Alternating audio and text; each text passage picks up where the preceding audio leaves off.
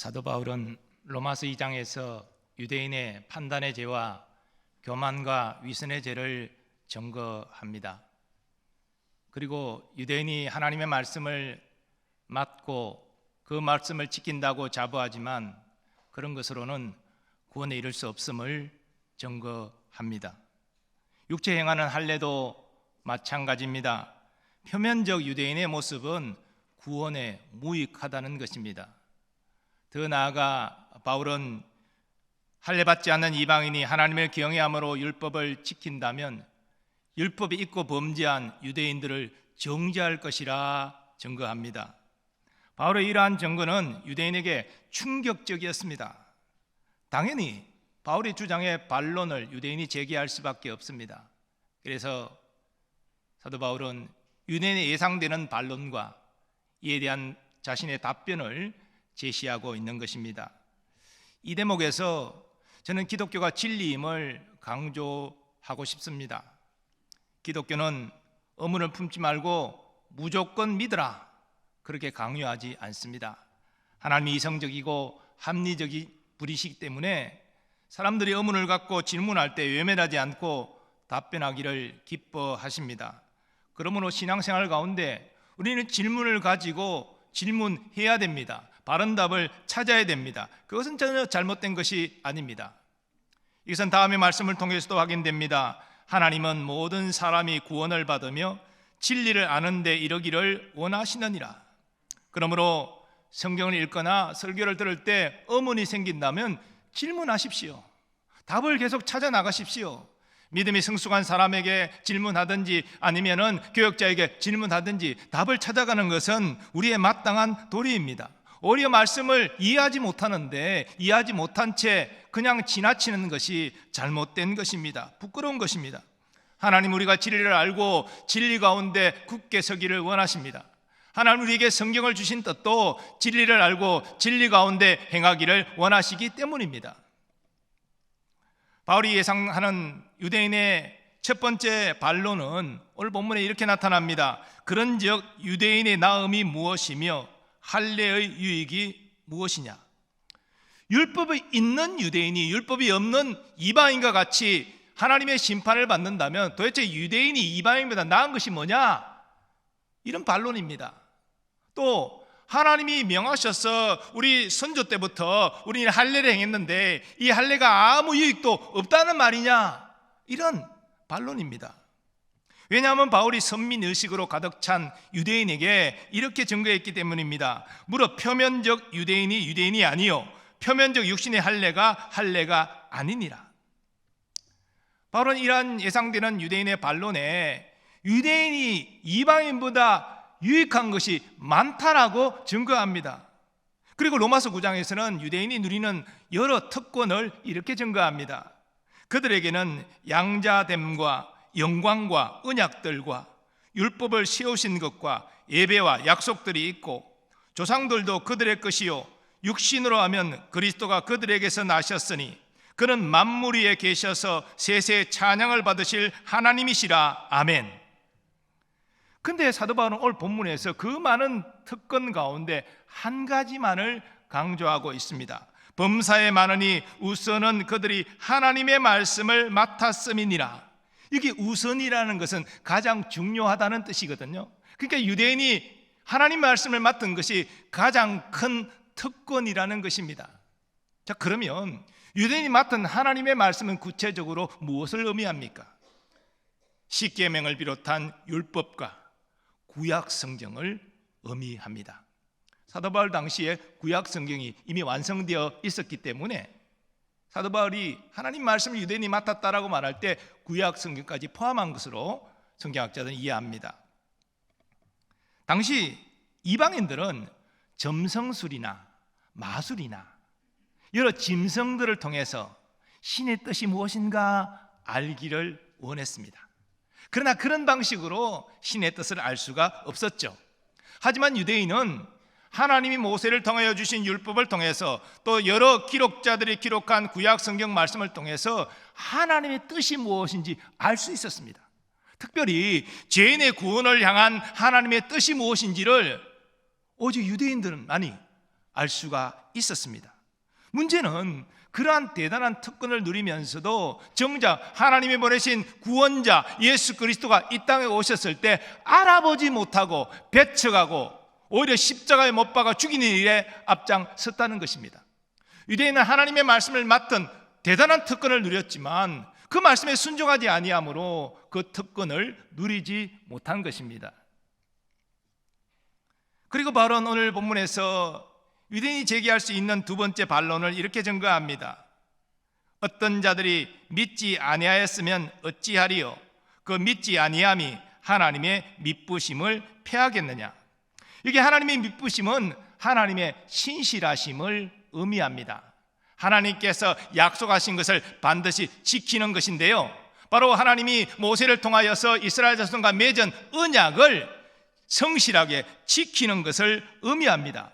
그러므로 바울이 예상하는 유대인의 반론은 어떤 유대인들이 불순종했다고 하나님의 과거 맺은 언약을 피하신단 말입니까? 이렇게 지금 따져 묻고 있는 것입니다. 이런 질문이 나온 것 역시 바울이 표면적 유대인이 아니요, 표면적 할례가 아니라고 증거했기 때문입니다. 이 반론에 대해 바울은 하나님의 신실하심을 증거합니다. 그럴 수 없느니라. 사람은 다 거짓되되 오직 하나님은 참되시다 할지어다. 기록된 바 주께서 주의 말씀에 의롭다 하심을 얻으시고 판단받으실 때 이기려 하심이라 함과 같으니라.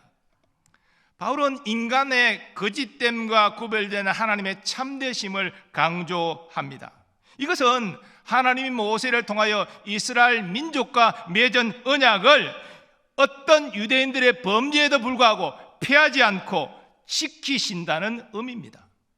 실로 인간은 하나님과 약속하고 지키지 않을 때가 많아요. 하지만 그런 인간의 모습을 보면서도 하나님은 약속하신 것을 반드시 지키신다는 것입니다. 하나님은 그런 신실하신 분이라는 것이죠. 그리고 바울은 그 사실을 입증하기 위하여 시편 51편 4절을 인용하고 있습니다. 이 시편 51편 4절은 다윗이 밧세바를 간음한 이후에 하나님이 보내신 선지자 나단을 통하여 그 죄를 지적받을 때 하나님 앞에 통회 자복하고 고백하는 내용의 일부분인데요, 그가 밧세바를 범하는 그런 죄를 하나님 앞에 지었지만 자신의 죄가 하나님의 의로우심과 신실하심을 훼손할 수 없다라고 고백합니다. 오히려 자신의 죄에 대한 하나님의 징계가 하나님의 의로우심을 나타내는 것이다, 그렇게 고백하고 있습니다. 이처럼 사람의 죄가 하나님의 의로우심과 신실하심을 훼손할 수 없습니다. 어떤 유대인들은 저들의 죄로 말미암아 하나님의 심판을 받겠지만 하나님께서 이스라엘 민족과 언약을 맺으신 것은 절대로 폐하여지지 않고 하나님이 반드시 지키신다는 것입니다. 이처럼 하나님은 약속에 신실하신 하나님이십니다. 하나님이 약속하신 것은 반드시 지키십니다. 사도 바울은 그 사실을 로마서 9장부터 11장까지 해서 증거하고 있는 것입니다. 이제 세 번째로 바울이 예상하는 유대인의 반론은 이렇습니다. 그러나 우리 불의가 하나님의 의를 드러나게 하면 무슨 말 하리요? 유대인이 범죄했지만 그 불의함으로 하나님의 의가 드러난다면 하나님이 심판하시는 것은 문제가 있는 것 아니냐? 이렇게 지금 항변하고 있는 것입니다. 사실 인간의 죄악이 흥황할수록 하나님의 의로우심이 빛나는 것은 사실입니다. 그러나 인간의 불의가 하나님의 의로우심을 드러낸다고 인간의 불의가 합리화되는 것 아닙니다. 죄는 죄일 뿐이고 그 죄에 대한 하나님의 심판은 엄정하게 임하게 되는 것입니다. 그러므로 바울은 대답합니다. 진노를 내리시는 하나님이 불의하시냐? 결코 그렇지 아니하니라. 만일 그리하면 하나님께서 어찌 세상을 심판하시리요? 유대인은 하나님의 말씀을 맡은 특권을 누렸고 또 선민이라는 자부심을 가졌지만 불순종으로 말미암아 불의한 자가 되었습니다. 그러니 하나님의 심판을 받아 마땅하다는 것입니다. 만일 하나님이 불의한 유대인을 심판하지 아니하시면 이것이야말로 하나님의 의로움을 훼손하는 일이 될 것입니다. 그리고 이렇게 하나님의 의로움이 훼손된다면 온 세상을 심판하시는 하나님의 의는 존중받을 수 없는 것입니다. 그러나 그런 일이 일어날 수 없습니다. 의로우신 하나님은 유대인뿐 아니라 온 세상의 심판자가 되십니다. 자, 그런데 이 5절을 보면은 이 꺽쇠 표시가 나오면서 내가 사람의 말하는 대로 말하노니 이런 내용이 있습니다. 근데 이것은 헬라 성경 원문에는 없는 내용입니다. 혹시 궁금해 하실 분이 있을까 싶어서 말씀드리는데 그냥 이 꺽쇠 표시 안의 내용은 참고로만 하시면 되겠습니다. 자, 바울은 지금 유대인의 여러 반론을 반박하면서 불의를 행한 유대인들에게 하나님이 진노하시고 심판하시는 것은 당연한 것이다, 하나님이 의로우신 하나님이시기 때문이다, 이렇게 지금 선언하고 있습니다. 그리고 바울은 유대인의 예상되는 또 다른 반론을 제기합니다. 그러나 나의 거짓말로 하나님의 참되심이 더 풍성하여 그의 영광이 되었다면 어찌 내가 죄인처럼 심판을 받으리요. 근데 이 반론은 세 번째 반론과 사실 같은 내용입니다. 유대인의 불의가 하나님의 의를 드러낸 것처럼 유대인의 거짓말로 하나님의 참되심이 더욱 풍성하여 영광이 된다는 것, 이 사실 같은 의미입니다. 즉 유대인이 자신의 범죄를 지금 합리화하기 위해서 이런 궤변을 늘어놓고 있는 것입니다.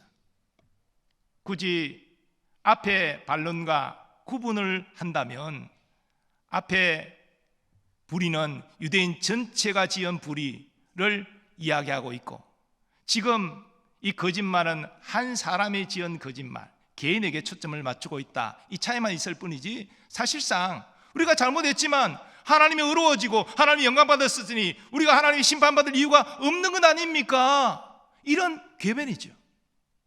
이에 대해 바울은 답변합니다. 그러면 선을 이루기 위하여 악을 행하자 하지 않겠느냐?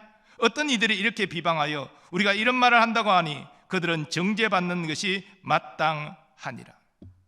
아니, 어떤 사람이 거짓말로 하나님의 참되심이 풍성하여 하나님의 영광이 된다면 그러면 선을 이루기 위하여 악을 행하자, 이 논리도 제기된다는 것입니다.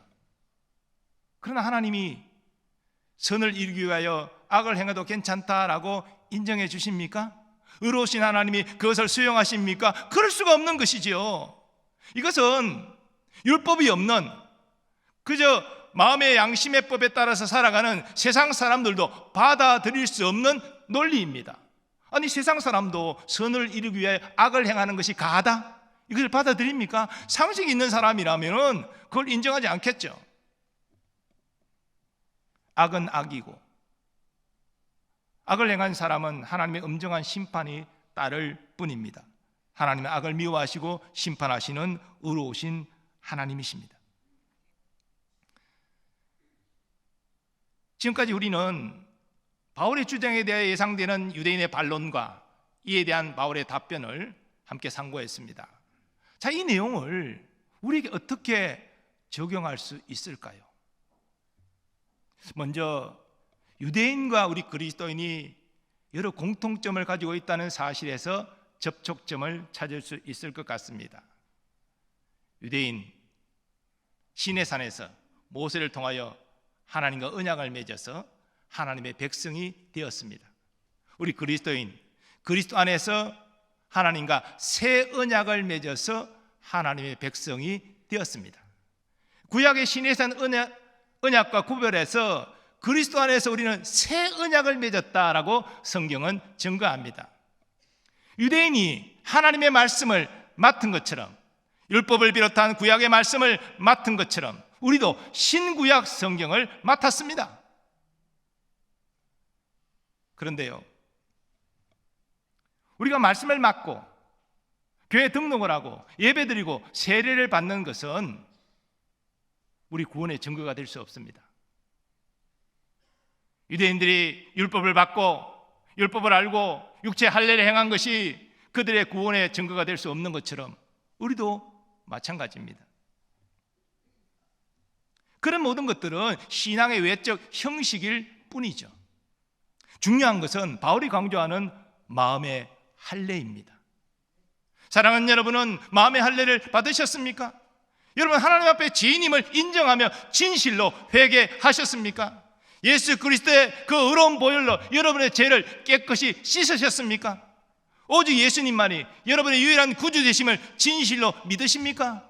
예수님 안에만 나의 죄사함과 나의 의롭게 됨에 근거가 있음을 여러분은 진실로 확신하십니까? 그리고 하나님의 자녀로서 하나님 말씀을 따라 살아가려고 힘쓰고 계십니까?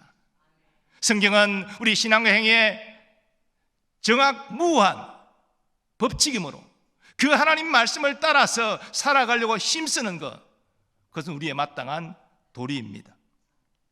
이 대목에서 저는 100% 완전한 순종을 강조하는 것이 아닙니다. 인류 역사상 하나님 말씀에 100% 순종하는 사람은 없습니다. 사도 바울도 그렇게 하지 못합니다. 우리는 다 육신의 정령을 따라 살아갈 때가 많고 온갖 세상의 유혹에 넘어질 때가 참으로 많습니다. 그러나 그럼에도 불구하고 우리는 넘어졌다가 다시 회개하고 일어나 하나님 말씀대로 살려고 애를 쓰는 것이죠. 하나님의 자녀는 그렇게 될 수밖에 없다는 것입니다. 그래서 우리는 시간이 많이 걸리지만 조금씩 예수님의 거룩함을 닮아가게 되는 것입니다. 그것이 성도의 성화고 구원받은 증거입니다. 그러므로 야고보 장로가 증거하는 것처럼 믿음의 신종이 전혀 나타나지 않는다면 죽은 믿음을 가진 자가 되는 것이고, 죽은 믿음을 가진 자는 구원받지 못한 것입니다. 그리고 유대인이 율법을 범하면 그 받은 할례가 의미가 없듯이 우리가 죽은 믿음을 가지면, 말씀에 순종하는 모습이 하나도 나타나지 않는다면 우리의 세례도 아무 의미가 없는 것입니다. 우리가 참된 믿음을 가진 하나님의 자녀라면 우리는 유대인처럼 자신의 죄를 합리화하면 안 됩니다.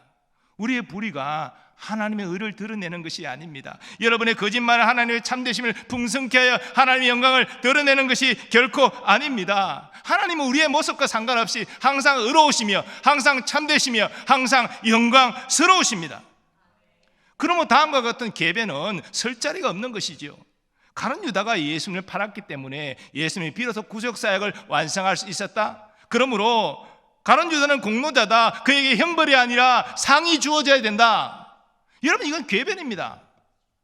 가룟 유다가 배신 안 하면 예수님이 구속사역을 이루지 못하셨을까요? 아닙니다. 하나님은 또 다른 사람을 통하여 하나님의 구속사역을 이루셨을 것입니다. 가룟 유다가 하나님께 쓰임받은 것이 아닙니다. 그는 자신의 불의를 행하여 그 죄값으로 저주받고 심판받은 것입니다. 우리는 우리 연약함으로 범죄했을 때 변명할 것이 아니라, 합리화할 것이 아니라 회개해야 합니다.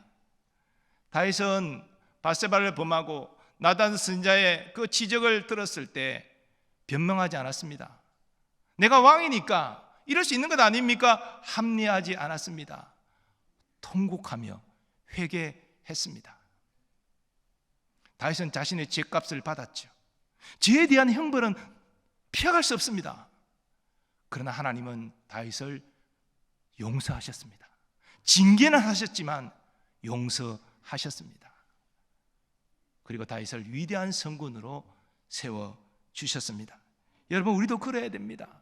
우리 중에 완전한 의를 행하는 사람은 없습니다. 말씀드렸잖아요. 우리 자신이 약해요. 세상이 악해요. 마귀가 우리를 그냥 내버려 두지 않아요. 그게 우리가 넘어지고 자빠지고 실패하는 것이죠. 그러나 우리를 사랑하신 하나님이 우리를 실패한 대로 내버려 두지 않습니다. 하나님을 떠나 잘못된 길로 계속 가는 것을 그냥 방관하지 않으십니다. 우리를 깨닫게 하십니다. 찔러서 고통스럽게 하시라도 회개케 하시고 돌이키게 하시는 것입니다. 그것이 우리를 향한 하나님의 선하심과 신실하심입니다. 우리는 하나님을 배반하고 잘못된 길로 나아가지만 하나님은 결코 우리를 배반하지 않으신다는 것이죠. 그것이 하나님의 선하심과 신실하심입니다. 그 신실하심을 깨닫고 회개하고 돌이켜 순종으로 나아갈 때 하나님의 용서와 치유와 회복이 임하는 것입니다. 신의 언약을 통해서 이스라엘 자손을 자기 백성으로 택하신 하나님, 일부 유대인들의 불의에도, 그래서 저들을 징계하실지라도 이스라엘 민족과 맺은 언약은 폐하지 아니하십니다. 그래서 사도 바울은 로마서 9장부터 11장까지 하나님의 구원 경륜에 대해서 증거하는 것입니다. 이 땅에 하나님의 독생자가 유대인에게 왔지만 그 예수 그리스도를 영접하지 아니하고 배척했기 때문에 이제는 이방인에게 복음이 전해지고, 그래서 이방인의 충만한 수가 회개하고 하나님께로 돌아올 때 마지막 역사의 끝에 드디어 유대인도 회개하고 예수 믿고 돌아오리라. 그것이 바로 하나님이 이스라엘 자손 민족과 맺은 언약을 신실하게 지키시는 증거다라고 사도 바울이 증언하고 있는 것입니다. 형제들아, 너희가 스스로 지혜 있다 하면서 이 신비를 너희가 모르기를 내가 원하지 아니하노니, 이 신비는 이방인의 충만한 수가 들어오기까지 이스라엘의 들어는 우둔하게 된 것이라. 그리하여 온 이스라엘이 구원을 받으리라. 기록된 바 구원자가 시온에서 오사 야곱에게서 경건하지 않은 것을 돌이키시겠고, 내가 그들의 죄를 없이 할 때 그들에게 이루어질 내 언약이 이것이라 함과 같으니라. 아멘. 이스라엘 자손은 민족이 하나님과 언약을 맺었습니다. 이스라엘 개개인은 범죄하여 구원에서 탈락되지만 하나님의 민족과 언약을 폐하지 않고 반드시 지키십니다. 역사 속에서 반드시 이루실 것입니다. 지금 유대인들 대부분이 예수님 믿지 않아요. 그러나 역사의 끝에 그들이 회개하고 예수 그리스도를 통하여 하나님께 돌아온다. 이게 사도 바울의 증언입니다. 그런데 여러분과 저는 무슨 공동체로 민족으로 하나님과 언약을 맺은 것이 아니라 개인으로 그리스도 안에서 하나님과 언약을 맺었습니다. 새 언약이에요. 우리는 새 언약을 맺은 하나님의 자녀가 되었어도 하나님께 신실하지 못하죠. 내 욕심을 따라 살아가고 세상 유혹에 막 빠지고 마귀의 공격에도 그냥 백전백패하고 이런 연약한 모습 보일 때가 많지 않습니까? 그래서 우리는 실족하고 넘어집니다. 고통 가운데 신음합니다.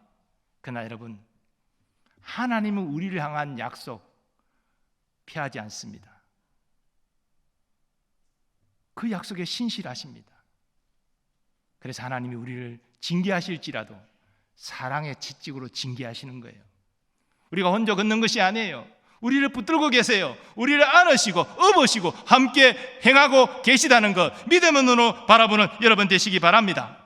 하나님의 뜻은 무엇입니까? 하나님께로 돌아오는 것 아니에요. 하나님의 변함없이 내가 너를 사랑하노라, 너는 나의 것이다 라고 말씀하고 계시기 때문에 이걸 깨달은 사람은 즉각 회개하고 돌이킨다는 것입니다. 잘못한 길에서 나온다는 것이죠. 그리고 말씀의 길로 다시 순종하며 나아간다는 것입니다. 이것이 성도의 성화이고, 이 성도의 성화를 통하여 하나님은 성도의 견인을 이루어 가시는 것입니다. 그것이 우리를 향한 하나님의 신실하심입니다. 여러분, 우리 신앙생활 가운데 어떤 힘든 일을 만나고 어떤 고통 가운데 있다 할지라도 우리는 눈을 들어 선하신 하나님, 약속을 반드시 지키시는 신실하신 하나님을 의지해야 됩니다. 이것이 믿음의 우리의 마지막 보루입니다. 하나님은 선하시고 신실하시기 때문에 반드시 우리를 붙잡고 우리를 안으시고 우리를 업으셔서 하나님이 기뻐하시는 길로 우리를 인도하실 줄 믿습니다. 그러므로 하나님이 베푸신 구원의 은혜에 대하여 감사하는 우리가 되기를 원합니다. 어떤 어려움과 어떤 고통을 만나도 이 신실하신 하나님을 신뢰하고 의지하는 여러분 되시기를 바랍니다. 그리고 선실하신 하나님을 신뢰하고 믿음의 순종을 걸어나가는 우리 모두 되기를 간절히 소망합니다. 이제 받은 말씀 생각하시면서 하나님의 선하심과 신실하심을 함께 찬양하겠습니다.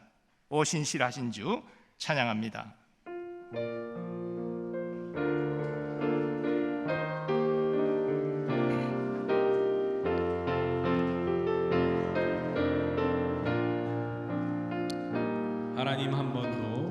하나님 한 번도 나를 실망시킨 적 없으시고 언제나 공평과 은혜로 나를 지키셨네. 오 신실하신 주, 오 신실하신 주, 오 신실하신 주,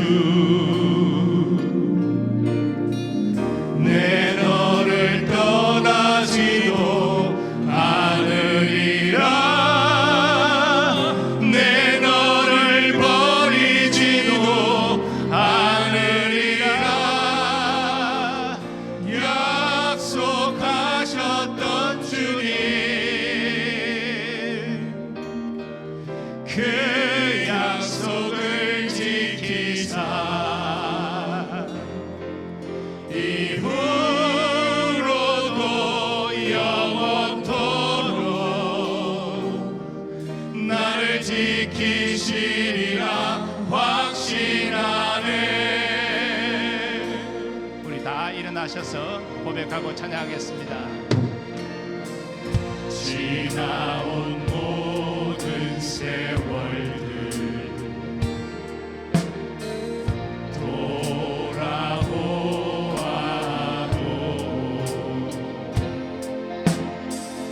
그 어느 것 하나 주의 손길 안 미친 것 전혀 없네.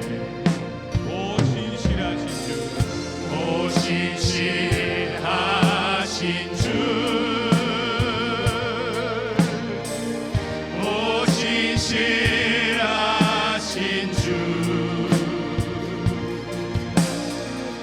내 너를 떠나지도 않으리라,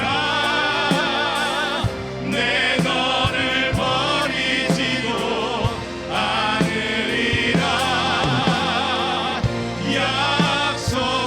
약속하셨던 주님, 그 약속을 지키사 이후로도 영원토록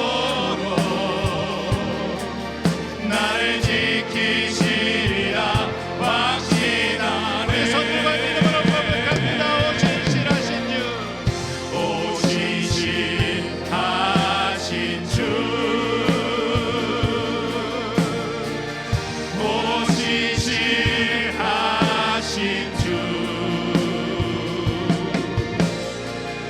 내 너를 떠나지도 않으리라,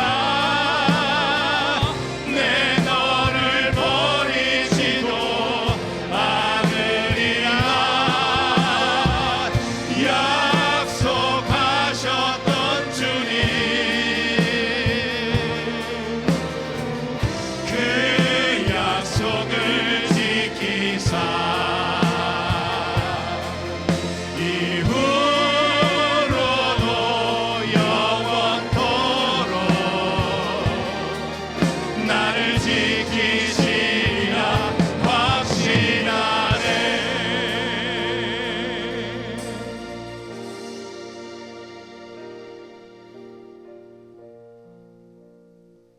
하나님의 신실하심을 어떤 상황 속에서도 붙잡고 의지하는 우리가 되기를 원합니다. 결코 나를 떠나지 아니하시고 결코 버리지 아니하시며 그리스도 안에서 맺은 새 언약을 반드시 지키시는 하나님을 신뢰하고 의지하게 하여 주옵소서.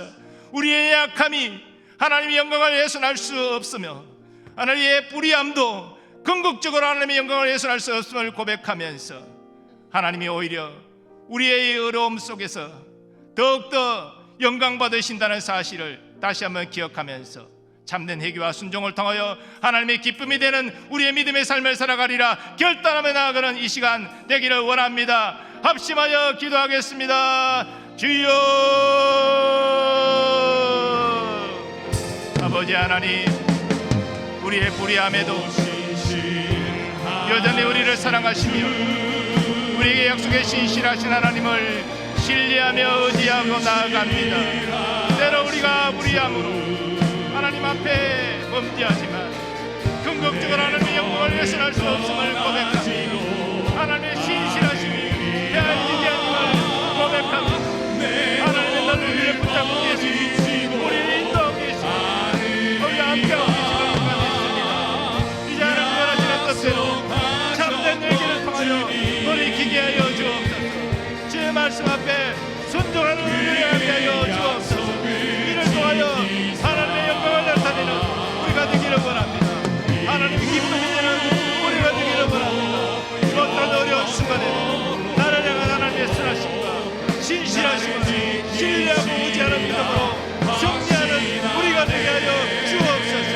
우리의 삶의 자리에서 하나님의 선하심을, 하나님의 신실하심을 우리의 삶으로 증거하는 주의 백성들 되게 하여 주옵소서. 오 신실하신 하나님 찬양합니다. 송축합니다. 일생 나와 동행하여 주시옵시고 나의 길을 인도하여 주시옵소서. 거룩하신 하나님, 그리스도 안에서 새 언약을 맺은 우리이지만 늘 주님께 신실하지 못했음을 고백합니다.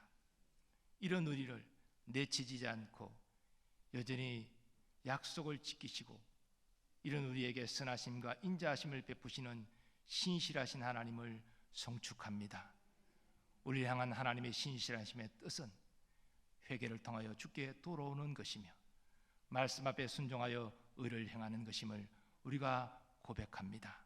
하나님 연약한 나를 붙들어 주시사 하나님의 말씀 앞에 순종함으로 하나님의 기쁨과 영광이 되는 우리가 되게 하여 주시옵소서.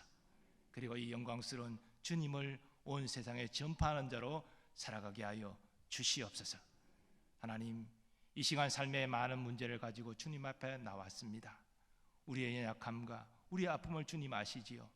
그저 보내지 마시고 인격적으로 만나주시고 내가 너를 사랑하노라, 내가 너의 힘듦을 아노라, 내가 너를 도와주리라. 주의 음성을 듣고 담대함을 회복하고 성전을 떠날 수 있는 주의 백성들 되게 하여 주시옵소서. 이 시간 우리의 자녀손들 주님께 믿음으로 맡깁니다. 저들의 성장과 학업과 진학과 취업, 결혼과 잉태와 출산과 모든 것들이 주의 선하신 섭리 아래 있게 하여 주옵소서. 국방의 의무를 다하는 우리의 자녀들을 기억하시고 안전하게 국방 의무를 잘 마치고 가정으로 돌아오게 하여 주시옵소서. 오늘도 은혜 받은 자답게 주의 몸된 교회를 섬기는 모든 충성스러운 일꾼들을 기억하시고 은혜와 복으로 충만히 내려 주옵소서. 선교사님들과 그 가족들 보호하여 주시고 복음의 능력으로 귀한 사명 잘 감당하게 하여 주옵소서. 우리나라 우리 민족 여호와를 경외한 나라와 민족 되게 하여 주시옵시고 공평과 정의가 하수같이 흐르며 또 위정자들이 국민을 위하여 헌신하는 나라가 되게 하여 주시옵소서. 남북의 평화복음 통일을 꼭 이루어 주셔서 함께 하나님께 예배하고 이산가족의 상봉의 기쁨을 누리며 주님의 재림을 준비하는 민족 되게 하여 주시옵소서. 이제는 우리 주 예수 그리스도의 은혜와 하나님 아버지의 무한하신 사랑하심과 성령님의 역사하심과 교통하심이 우리는 하나님께 신실하지 못했지만 하나님은 변함없이 우리에게 신실하심을 신뢰하고 의지하여 어떤 상황 가운데서도 이제는 주의 영광을 위하여 살리라 결단하는 모든 주의 백성들의 삶의 범사 위에 이제부터 영원까지 함께 하시기를 축원하옵나이다. 아멘.